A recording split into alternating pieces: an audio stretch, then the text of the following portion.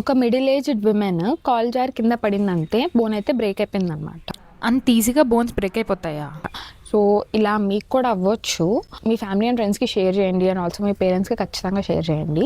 ఎందుకు ఇలా అవుతుంది అని అంటే దీన్ని ఆస్టియోపోరోసిస్ అని అంటాం అనమాట. మీ ఇలా ఉండే బోన్ ఇలా అయిపోయే ఛాన్సెస్ అయితే ఉన్నాయి. ఇవి విమెన్ కనే కాదు, మేల్స్ ఫీమేల్స్ ఇద్దరికి రావచ్చు.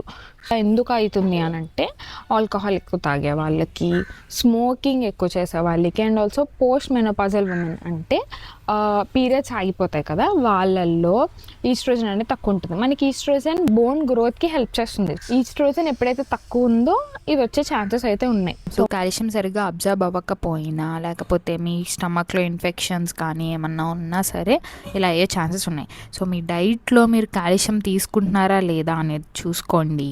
మీ బవల్ హ్యాబిట్స్లో ఏమైనా చేంజెస్ వస్తే ఇన్ఫెక్షన్స్ ఉన్నాయా లేదా అని చెక్ చేయించుకోండి. సో మీరు ఏం చేయాలి అని అంటే వెయిట్ బేరింగ్ ఎక్సర్సైజెస్ చేయాలి. అంటే ఇప్పుడు నించొని ఉండే ఎక్సర్సైజెస్, ఎయిదర్ వాకింగ్ కానీ, రన్నింగ్ కానీ, జాగింగ్ కానీ అలాంటివి చేస్తే బెనిఫిట్ అయితే ఉంటుందన్నమాట. Like and follow my page for more health content.